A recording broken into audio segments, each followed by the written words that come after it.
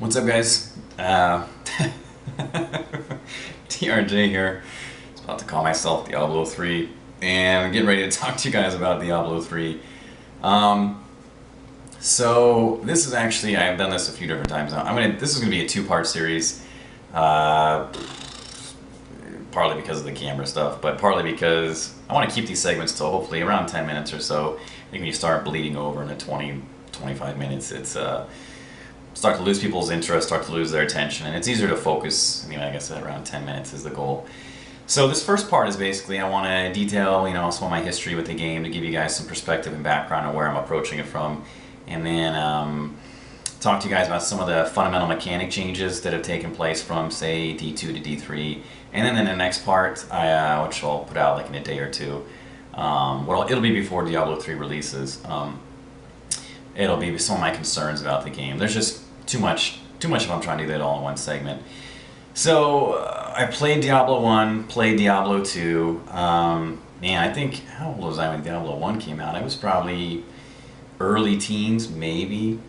I probably was even younger than that. I mean, Diablo 1 was really, really cool.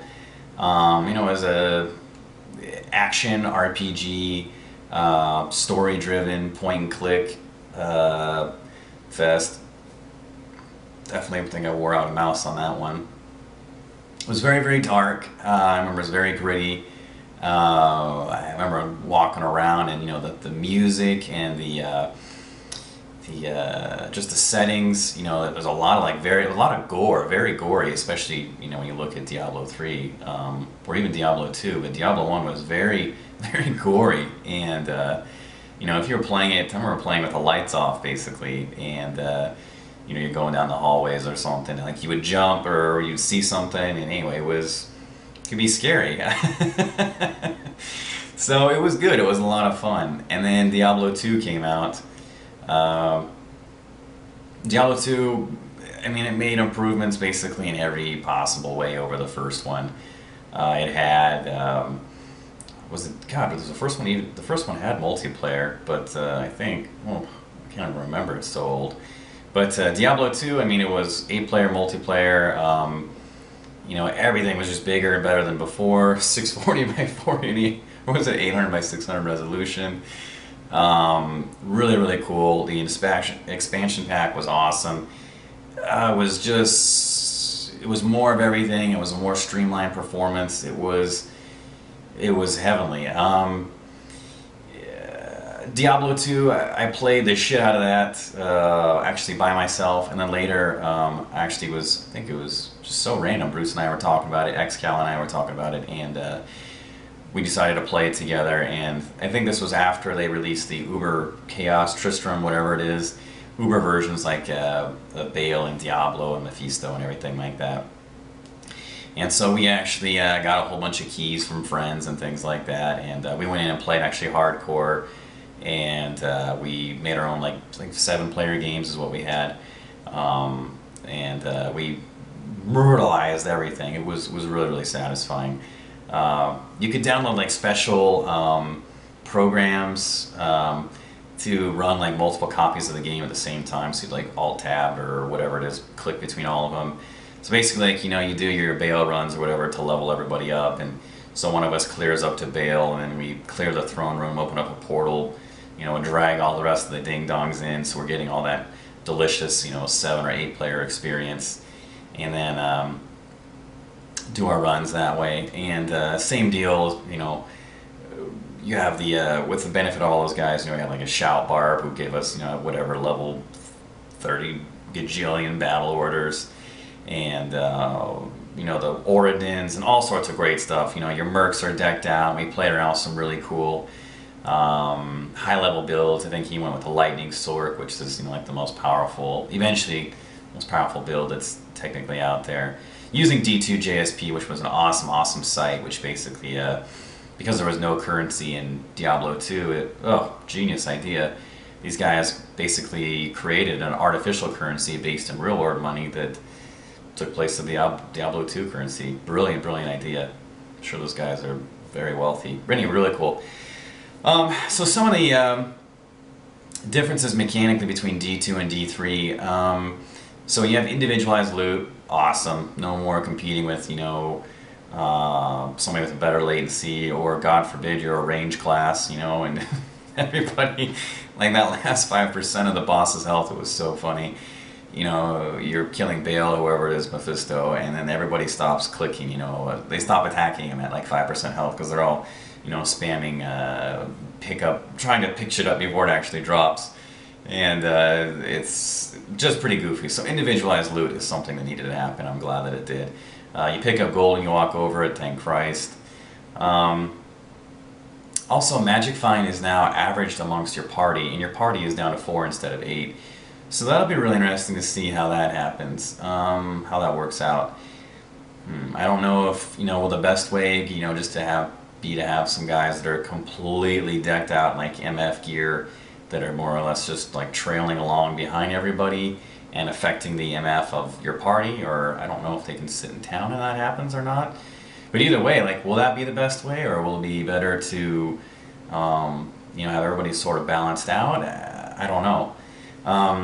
One of the things that actually they don't have that I would like to see would be like a difficulty modifier, so you can just ramp it up to 4-player difficulty without having actually 4 players, but I digress.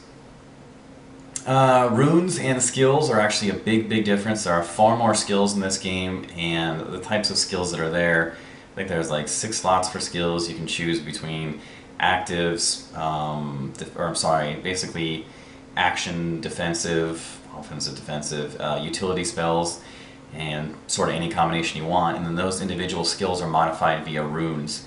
So the rune system originally was actually really complicated.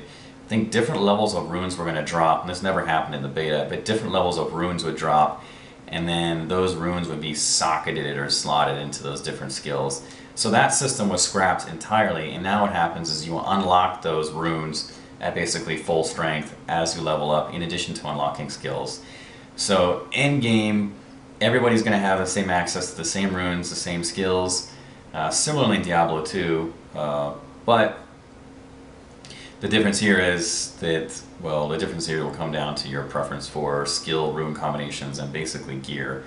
One of the other things that they have taken out is the ability to choose your stat points.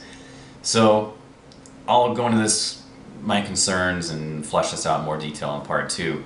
But Diablo 2, you had stat points and your skill points that you distributed at every level, and now your stat points are distributed for you automatically. So one of the things they've tried to do to still give you some of that customization is they put some of those values on gear as opposed to slotting in stat points. You know, it has obviously a closer feel to World of Warcraft versus, you know, the older Diablo 2.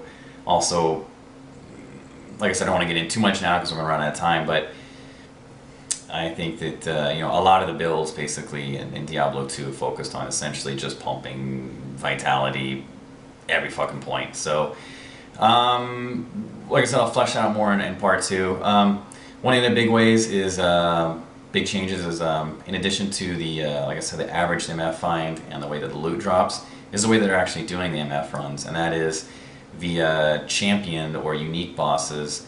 You get a buff when you kill them, and then that buff stacks and you get a greater percentage to MF as you kill more and more and more. So I guess they said that their goal is to decrease people that are just creating new games again and again and again and farming the bosses. They've said that you will get, you know, better than average gear off of bosses, but bosses will not be dropping the best gear. So we'll remain, there's just so much in the air that we've never played with this type of system before, so I think it's really hard to make a judgment call on what it's going to be like. You know, it's always been boss farming, even in D2, whether it's World of Warcraft or whatever. There's never been anything like this. It sounds like they want people to basically be choosing an area that they enjoy, running around and farming it, hoping to run into random mob packs, I guess. Maybe using those buffs to kill boss mobs later. I don't know. Like, there's a lot up in the air, so nobody really knows. Nobody's played around with it, at least not in the beta. So a lot remains to be seen. I think those are the biggest changes that have happened mechanically wise from the first game, and then also, like I said, the potential for a minimal RPG aspect on this action RPG, so we'll see what happens with that. And then in part 2, I'll begin to flesh out, you know, my thoughts on why are these things coming into it. You know, is it the consoleization issues? Is it, you know, because they are trying to port this over to consoles? You know, what were the earlier Diablo games were actually used on consoles? What happened then? Did people like that? How did it work? Control schemes. Like I said, more honing in on the RPG aspects of the game. So I hope you guys enjoy this. Comments, criticism, critiques, as always. I will be playing the shit out of Diablo 3. I will be live streaming. I will be putting up videos, all sorts of different things. So expect a lot of that coming your way. Hopefully as soon as possible after the game launches.